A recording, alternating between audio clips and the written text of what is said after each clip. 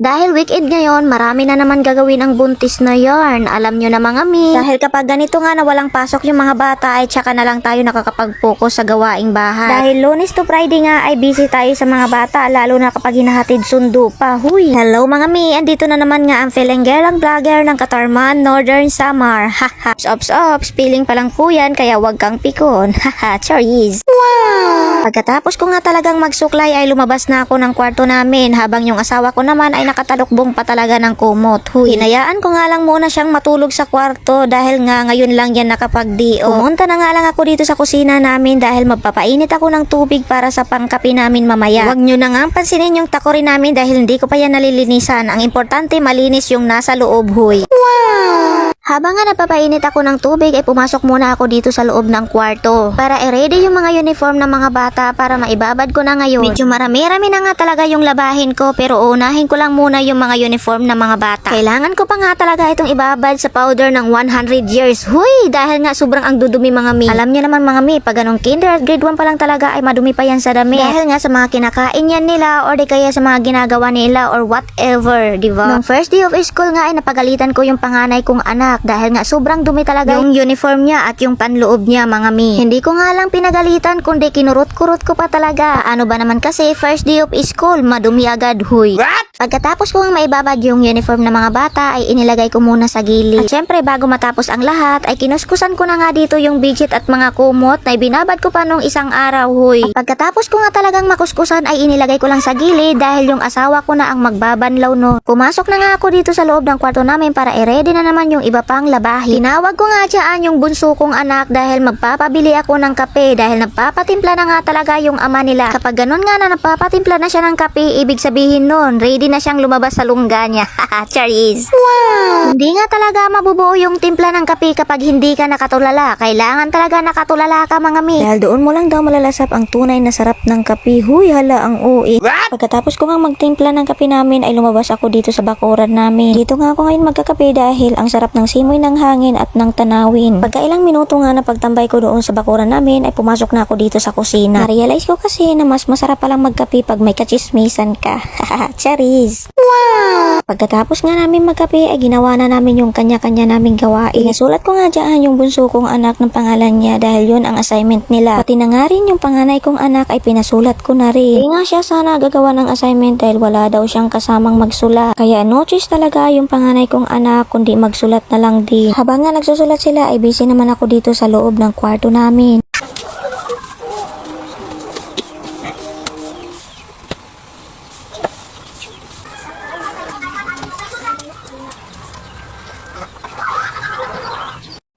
Pagkatapos ko nga talagang maglinis ay tiningnan ko kung anong ginagawa ng asawa ko dito sa likuran namin. Mabuti na lang pala at naisipan niya niyang linisan itong likod ng bahay namin. Kung hindi, papasukin na kami ng gubat at ng ahas, huy. Pagkatapos ko nga talagang pagmasdan yung asawa ko na naglilinis sa likod ng bahay, ay nagpahinga muna ako dito sandali sa kwarto namin. Habang nag-iisip kung anong ulamin na naman ngayong lunch. Nang makaisip na nga ako kung anong ulamin namin, ay pinakuha ko yung asawa ko ng kangkong. May narinig nga ako kanina na may naglalako na bulinaw na laba. Kaso nga lang nakamotor siya kaya hindi ko na nahabol. Hinayaan ko na nga lang kaysa maghabol pa ako. Baka masaktan lang ako, huy. Haha, Charis! Wow! Dumating nga itong pamangkin ko galing pang Bicol at nakipagchismisa na naman ang buntis ng kaunti habang nagluluto.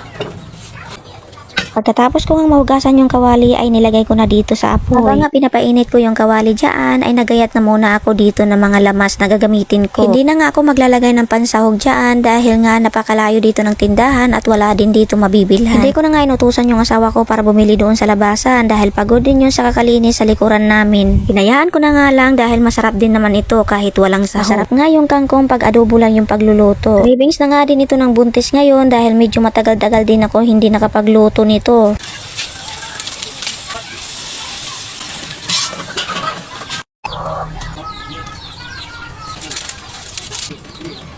Pagkatapos ko nga magluto ay kumain na kami dahil mag-aalas 12 na nga dyan ng hapon. Nasira na naman nga ang diet ng buntis na yarn dahil napasarap na naman ng kain. At pagkatapos pa nga namin kumain ay napahiwa pa itong mga anak ko ng pipino. Paborito nga talaga nila itong papakin kahit 1 kilo pa ibigay mo sa kanila, huy. Wow! Kung natapos mo nga itong video ko, paki-like and share naman. Thank you so much. Bye-bye.